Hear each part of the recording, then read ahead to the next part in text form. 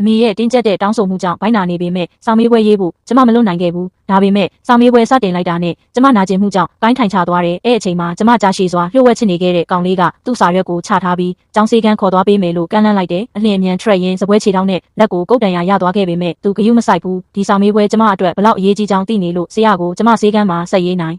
မလားလို့မေးတယ်ဖြစ်ပျက်ခဲ့တာကိုတီးလိုက်တဲ့ဆရာအခြားစမ်းသက်စာရွက်ယူဖို့အလျင်အမြန်ထွက်သွားတယ်ကောင်လေးကျမကိုကြောပိုးပြီးစေကန်းပြေးသွားတယ်သူ့စီကထုတ်လုပ်လာတဲ့နှွေးထွေးမှုကိုခံစားရတော့ကျမနှလုံးပိုပြီးခုန်လာခဲ့တယ်ဆရာမကြခင်စာမေးပွဲစာရွက်ကိုစေကန်းစီယူလာပေးတယ်မေးခွန်းတွေဖြေနေရင်းနဲ့ပဲကောင်လေးမကြခဏလှည့်ကြည့်ပြီးကျမကိုစစ်ဆေးနေတယ်မကြခင်စာမေးပွဲပြီးဆုံးသွားတယ်ဆရာစာရွက်တွေစုသိမ်းသွားတယ်ကောင်လေးချက်ချင်းကျမဘလို့ခံစားရလဲလို့မေးတယ်နည်းနည်း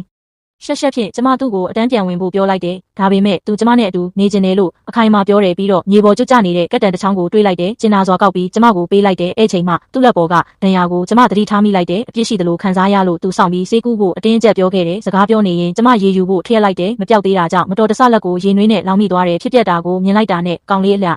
အင်းမြန်ပြေးလာပြီးဆိုးဆိုးတဲ့တ िश ူးနဲ့ကျမလက်ကိုညင်သာစွာတုပ်ပေးတယ်သူတဆင့်ချင်းဂယုဆိုင်နေတာကိုမြင်ရတော့ကျမနက်နက်ရှိုင်းရှိုင်းထိခိုက်ခံစားရတယ်အဲ့ညနေစာမေးပွဲရမှတ်တိလိုက်တော့အမေတန်းခန်းနဲ့ဒေါသတကြီးဝင်လာတယ်သူမကိုမြင်လိုက်တော့ကျမခွင်တောင်းပြီးအပြင်ထွက်ခဲ့ရတယ်အပြင်ရောက်တာနဲ့ကျမရမှတ်နဲ့ဘာဖြစ်သွားတာလဲလို့မေးတယ်ကောင်လေးအားလုံးမြင်နေမှန်းကျမမသိခဲ့ဘူးအမေဆက်မေးနေချိန်မှာကျမတုံတုံရင်အကြောင်းရင်းရှင်းပြခဲ့ရတယ်ဖြစ်ပျက်ခဲ့တာကိုကြားပြ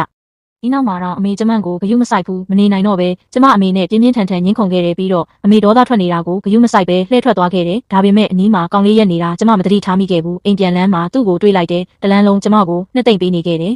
သူ့ရဲ့ဂယုဆိုင်တဲ့စကားတွေနားထောင်ရင်ကျမနောက်ဆုံးမခံနိုင်တော့ပဲသူကျမကိုကြိုက်လားလို့မေးလိုက်တယ်ကောင်လေးကျမတိုက်ရိုက်မေးလိုက်တာကိုအံ့အားသင့်သွားတယ်ဒါပေမဲ့အဲ့အချိန်မှာသူ့ဆက်ပြီးရုတ်တရက်နောက်ဆုတ်သွားတယ်မမျှော်လင့်ပဲဟန်ချက်ပြက်ပြီးမြေပေါ်လဲကျသွားတယ်ပြန်ထွက်ပြီးနောက်ကျမမေးခဲ့တဲ့မေးခွန်းကိုဖြေတယ်သူ့အဖြေကကျမကိုလုံးဝအံ့အားမသင့်စေခဲ့ဘူး